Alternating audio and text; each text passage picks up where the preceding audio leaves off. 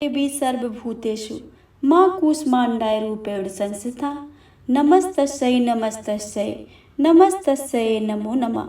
ओम देवी कूष्मांडाय नमः। जय माता दी। आप सभी को नवरात्रि के चौथे दिन की बहुत बहुत हार्दिक शुभकामनाएं। चौथे दिन माता कूष्मांडा की पूजा की जाती है। मां श्री दुर्गा का चतुर्थ रूप कूष्मांडा है। अपनी मंद हंसी से अपने उदर से अर्थात ब्रह्मांड को उत्पन्न करने के कारण इन्हें कूष्मांडा देवी के नाम से जाना जाता है। संस्कृत भाषा में कूष्मांडा कुम्हेड़े को कहा जाता है। कुम्हेड़े की बलि इन्हें प्रिय है, इस कारण से इन्हें कूष्मांडा के नाम से जाना जाता है। जब सृष्टि नहीं थी और चारों ओर अंधकार था, तब इन्होंने ईश्वर हाथ से ब्रह्मांड की रचना की थी। यह सृष्टि की आदि स्वरूपा है और आदि शक्ति भी। इनका निवास सूर्यमंडल के भीतर के लोक में है। सूर्यलोक में निवास करने की क्षमता केवल शक्ति में ही है। कूष्मांडा देवी के शरीर की चमक भी सूर्य के समान ही है और देवी इतना तेज चमक और प्रभा के बराबरी कोई नहीं कर सकता है। माता कूष्मांडा तेज की देवी है। इन्हें तेज और प्रभा से दसों दिशाओं को प्रकाश मिलता है। कहते हैं कि सारे ब्रह्मांड की सभी वस्तुओं और प्राणियों में जो तेज है वो देवी कूष्मांडा की देन है। श्री कूष्मांडा की उपासना से भक्तों के समस्त रोग शोक नष्ट हो जाते हैं। इनकी आराधना से मनुष्य विधिवत ताप से मुक्त हो जाता है। माँ कूष्मांडा सदैव अपने भक्तों पर कृपा दृष्टि रखती हैं। इनकी पूजा आराधना से हृदय को शांति एवं लक्ष्मी की प्राप्ति होती है। इस दिन भक्त को मन में अनाहत चक्र में स्थिर होता है और अतः इस दिन इसे अत्यंत पवित्र और शांत मन में कूष्मांडा के स्वरूप को ध्यान में रखकर पूजा करनी चाहिए। अब आइए सुनते हैं माता कूष्मांडा देवी की कथा।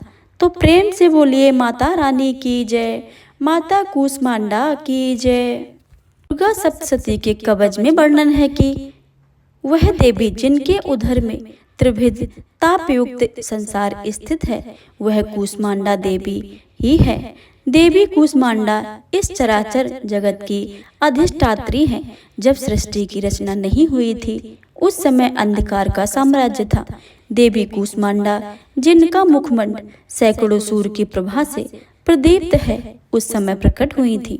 उनके मुख पर बिखरी मुस्कुराहट से सृष्टि के पलकें झपकनी शुरू हो गईं और जिस प्रकार फूल से अंड का जन्म होता है उसी प्रकार कुसुम अर्थात फूल के समान माँ की हंसी से सृष्टि में ब्रह्मांड का जन्म हुआ है। इस देवी का निवास सूर्यमंडल के मध्य में है और यह सूर्यमंडल को अपने संकेत से नियंत्रित रखती है। माता देवी कूष्मांडा का स्वरूप। देवी माँ कूष्मांडा अष्टभुजाओं से युक्त है तथा इन्हें देवी अष्टभुजा के नाम से भी जाना जाता है। देवी अपने हाथों में कमंडल, धनुष बाण, कमल का फूल, अमृत से भरा कलश, चक्र तथा गदा, देवी के 8 हाथों में बिजर के फूल, कमल के फूल का बीज की माला है। यह माला भक्तों को सभी प्रकार की रिद्धि सिद्धि देने वाला है। देवी अपने प्रिय वाहन सिंह पर सवार जो भक्त श्रद्धा पूर्वक इस देवी की उपासना दुर्गा पूजा के चौथे दिन करते हैं उनके सभी प्रकार के कष्ट रोग शोक का अंत हो जाता है और आयु एवं यश की प्राप्ति होती है। देवी कूष्मांडा का वाहन सिंह है। नवरात्र के चौथे दिन देवी कूष्मांडा की पूजा करने का विधान है। उसी प्रकार जिस प्रकार देवी ब्रह्मचारिणी और चंद्रघंटा की पूजा की जाती है इस दिन भी आप सबसे पहले कलश और उसमें उपस्थित देवी देवताओं की पूजा करें। फिर माता के परिवार में शामिल सभी देवी देवताओं की पूजा करें जो देवी की प्रतिमा में दोनों तरफ विराजमान है। इनकी पूजा के पश्चात देवी कूष्मांडा की पूजा करें। पूजा की विधि शुरू करने से पहले हाथों में फूल लेकर देवी को प्रणाम करके मंत्र, ध्यान, स्तोत्र, कवच आदि का पाठ करें। साधक कुंडलिनी जागृत करने की इच्छा से देवी आराधना में समर्पित हैं। उन्हें दुर्गा पूजा के चौथे दिन माता कूष्मांडा की सभी प्रकार से विधिवत पूजन अर्चन करना चाहिए। फिर मन को अनाहत से स्थापित करके माँ का आशीर्वाद लेना चाहिए और साधना में बैठना चाहिए। इस दिन पूजा में बैठने के लिए हरे रंग के आसन का प्रयोग करना बेहतर होता है।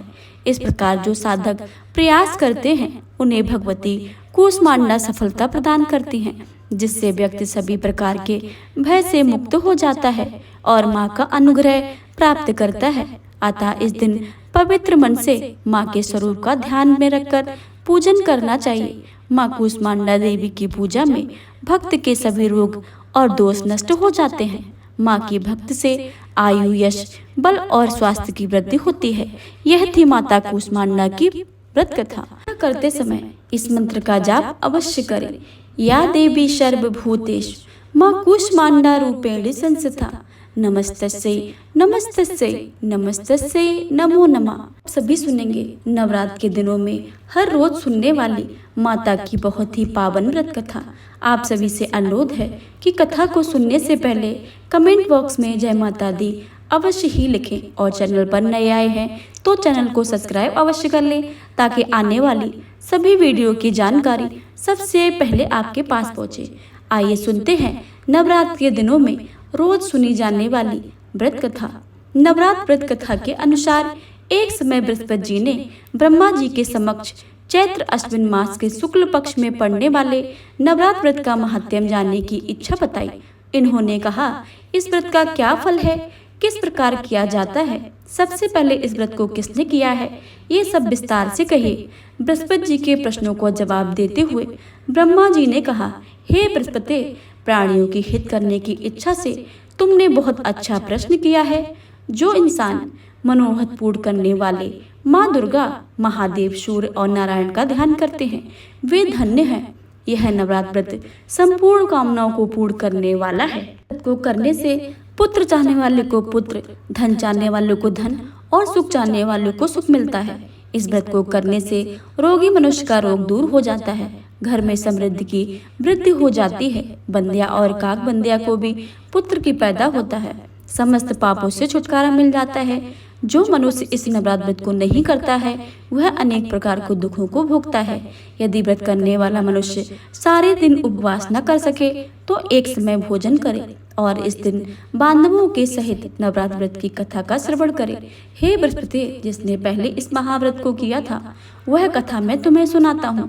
ब्रह्मा जी बोले, प्राचीन काल में मनोहर नगर में एक पीठक नामक नगर में एक अनाथ नामक ब्राह्मण रहता था। वह भगवती दुर्गा का बड़ा ही भक्त था। उसके संपूर्ण सत गुणों से युक्त मानो ब्रह्मा की पहली रचना हो ऐसी अर्थात सुमित नाम की अत्यंत सुंदरी कन्या उसके घर में उत्पन्न हुई। वह कन्या अपने पिता के घर में अपने सहेलियों के साथ क्रीड़ा करती हुई इस प्रकार बढ़ने लगी, जैसे शुक्ल पक्ष में चंद्रमा की कला बढ़ती है। उसका पिता प्रतिदिन जब दुर्गा जी की पूजा किया करता था वह नियम से उपस्थित होती थी। सुमित अपने भगवती के पूजन में उपस्थित नहीं हुई। उसके पिता को पुत्री की ऐसी असावधानी देखकर बहुत ही क्रोध आया और पुत्री से कहने लगा, अरे दुष्ट पुत्री, आज प्रभात से तूने भगवती का पूजन नहीं किया, इस कारण मैं किसी कुष्ठी रोग और दरिद्र मनुष्य के साथ तेरा विवाह करूंगा। पिता की बातों को सुनकर सुमित को बड़ा दुख हुआ और पिता से कहने लगी, हे पिताजी, मैं आपकी कन्या हूँ, मैं आपके सब तरह से अधीन हूँ, जैसी आपकी इच्छा हो वैसा ही करें, चाहे राजा से, चाहे कुष्ठी से, चाहे दर्द से, जिसके साथ चाहे आप मेरा विवाह कर सकते हैं, परंतु वो होगा वही जो मेरे कर्म में लिखा है, क्योंकि कर्म करना मनुष्य के अधीन है और फल ईश्वर के अधीन है। कन्या के निर्भीकता से कहे हुए वचनों को सुनकर उस ब्राह्मण को और अधिक क्रोध आ गया। उसने अपनी कन्या का विवाह एक कुष्ठी के साथ कर दिया। अत्यंत क्रोध होकर पुत्री से कहने लगा, हे पुत्री, अपने कर्म का फल भोगो, देखे केवल भाग के भरोसे रहकर क्या करती हो। पिता के ऐसे कट वचनों को सुनकर सुमित मन में विचार करने लगी, ओह मेरा बड़ा दुर्भाग्य, जिससे मुझे ऐसा पति मिला। इस तरह अपने दुखों का विचार करती हुई वह कन्या अपने पति के साथ वन को चली गई और डरावने कुशा युक्त उस निर्जन वन में उन्होंने वह रात बड़े कष्टों से व्यतीत की। उस गरीब बालिका की ऐसी दशा को देखकर भगवती ने पूर्व पुण्य के प्रभाव से प्रकट होकर सुमित से कहा, हे दीन ब्राह्मणी, मैं तुम पर प्रसन्न हूँ, तुम जो चाहो वरदान मांग सकती हो। भगवती दुर्गा का ऐसा वचन सुनकर ब्राह्मणी ने कहा, आप कौन हैं, वह सब मुझसे कहो। ब्राह्मणी के ऐसे वचनों को सुनकर देवी ने कहा, मैं आदिशक्ति भगवती हूँ, मैं ब्रह्मा विद्या व सरस्वती हूँ। मैं प्रसन्न होने पर प्राणियों को दुख दूर करके उनको सुख प्रदान करती हूँ। हे ब्राह्मणी, मैं तुझे तेरे पूर्व जन्म के पुण्य से प्रभाव से प्रसन्न हूँ। मैं तुम्हारे पूर्व जन्म का वृतांत सुनाती हूँ। तू पूर्व जन्म में निषाद भील की स्त्री थी और अति पतिव्रता थी। एक दिन तेरे पति निषाद ने चोरी की। चोरी करने के कारण तुम दोनों को सिपाहियों ने पकड़ लिया और ले जाकर जेल खाने में कैद कर लिया। उन लोगों ने तुझको व तेरे पति को भोजन भी नहीं दिया।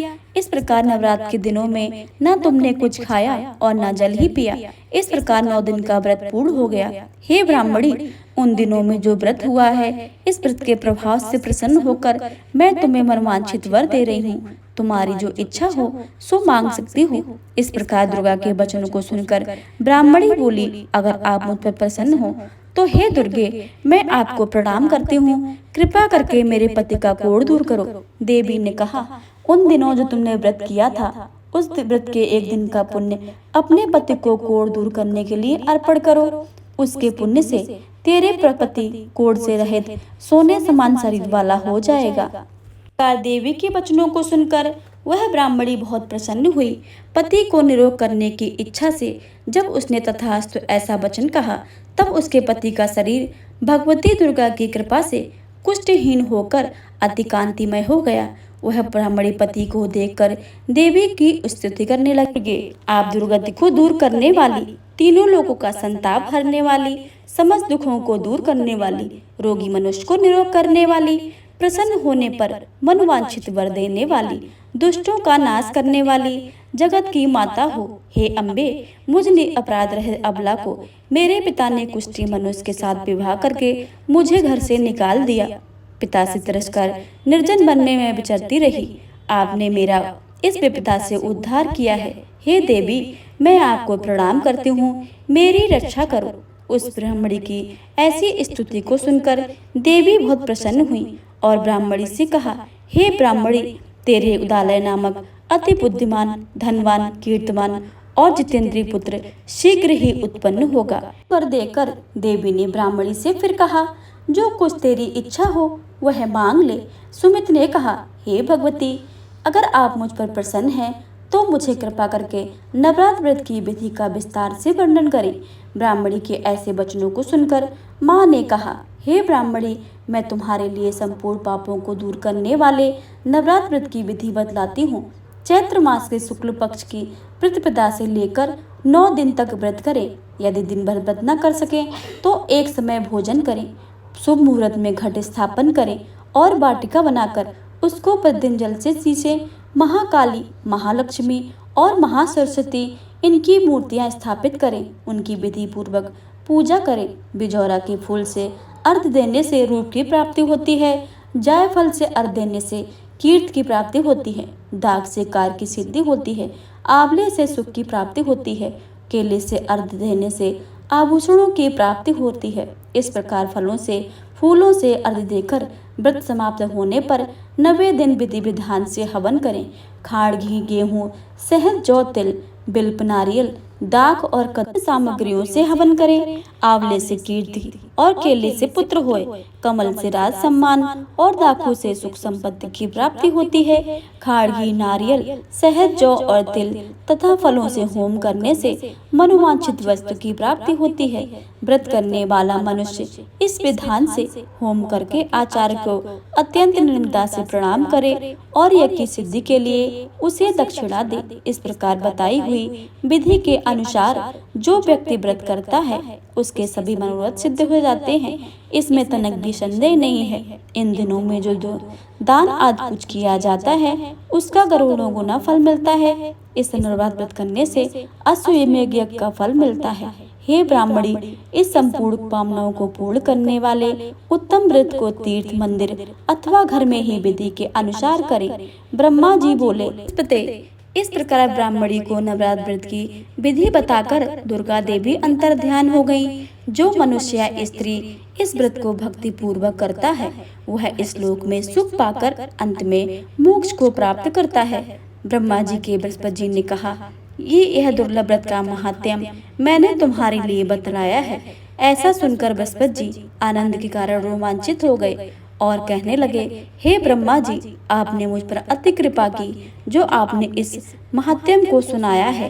ब्रह्मा जी बोले, हे बृहस्पति, यह भगवती संपूर्ण लोगों का पालन करने वाली इस महादेवी के प्रभाव को कौन नहीं जान सकता है। से बोलिए भगवती देवी की जय, दुर्गा माता की जय। यह थी नवरात्र के दिनों में रोज सुने जाने वाली व्रत कथा। अब आप सभी सुनेंगे दुर्गा चालीसा का पाठ। हे अम्बे जगपालिनी, करो विनय हर बार, सकल दुख होए दूर मम, सुनियो माते पुकार। नमो नमो दुर्गे सुख करनी, नमो नमो अम्बे दुख हरनी, निरंकार है ज्योति तुम्हारी, तिहु लोक फैली उजियारी। ससील लाट मुख महाविशाला, नेत्र लाल भिकटी विकराला, रूप मात को अधिक सुहावे, दरस करत जन अति सुख पावे। तुम संसार सक्त लह कीना, पालन हेतु अन्य धन दीना, अन्नपूर्णा हुई जगपाला, तुम ही आदि सुंदरी वाला। प्रलय काल सब नासनहारी, तुम गौरी शिव शंकर प्यारी, शिव योगी तुम रहे गुण गामे, ब्रह्मा विष्णु तुम्हें नित्य ध्यान में। रूप सरस्वती को तुम धारा, दे सुभद्र ऋषि मुनि ने उबारा, धरा रूप नर सिंह को अम्बा, प्रगट भई फाड़ कर खम्बा। रक्षा कर प्रहलाद बचायो, हिरणाकश को स्वर्ग पठायो, लक्ष्मी रूप धरो जग माही, श्री नारायण अंग समाही। क्षीर सिंधु में करत बिलासा, दया सिंधु दीजे मन आशा, हिंगलाज में तुम ही भवानी, महिमा अमित न जात बखानी। मातंगी धूमावती माता, भुवनेश्वर बंगला सुखदाता, श्री भैरव तारक जगतारिणी, छिन्न भाल भव दुख निवारणी, के हर वाहन सोए भवानी, लांगुर वीर चलत अगवानी। कर में खर पर खड़ग बिराजे, जाको देख काल डर भाजे, सोहे अस्त्र और त्रिशूला, जाते उठत शत्रु शूला। नगर कोट में तुम ही विराजत, तीन लोक में डंका बाजत, शुंभ निशुंभ दानव तुम मारे, रक्त बीज संगन संघारे। महिषासुर नृप अति अभिमानी, जय अगधार मही अकुलानी, रूप कलार काली को धारा, सैन्य सहित तुम तिह संघारा। परि भीड़ संतन पर जब जब, भई सहाय मात तुम तब तब, अमरपुरी औरो सब लोका, जब महिमा सब रहे अशोका। ज्वाला में है ज्योत तुम्हारी, तुम्हें सदा पूजे नर नारी। भक्त से जो यश गावे, दुख दरिद्र निकट नहीं आवे, ध्यावे जो तुर मन रहिलाई, जन्म मरणता को छुट जाई। जोगी सुर मुन कहते पुकारी, योग नहीं बिन संगति तुम्हारी। शंकर आचार्य तप कीनो, कामन क्रोध जीत सब लीनो, निस दिन ध्यान धरो शंकर को, काहू काल नहीं सुमरो तुमको। सक्त रूप मर्म न पायो, सक्त गई तब मन पछतायो, शरणागत हो कीर्त बखानी, जय जय जय जगदम्ब भवानी। भई प्रसन्न आदि जगदम्बा, दई शक्ति ना कीन्य विलंबा, मोको माते कष्ट अति घेरो, तुम बिन कौन हरे दुख मेरो। आशा तृष्णा निपट सतावे, रिप मूरख मोय अति डर पावे, शत्रुनाश की जय महारानी, सुमरे एक चित तुम्हें भवानी। करो कृपा हे माते दयाला, रिद्धि सिद्धि में करो निहाला, जब लिख जीऊँ दया फल पाऊँ, तुम रोजस में सदा सुनाऊँ। दुर्गा चालीसा जो गावे, सब सुख भोग परम पद पावे, देवी दास शरण निज जानी, करूँ कृपा जगदम्ब भवानी। शरणागत रक्षा करे, भरत रहे निशंक, मैं आया शरण तुम्हारी, मातु लीजिए अंक।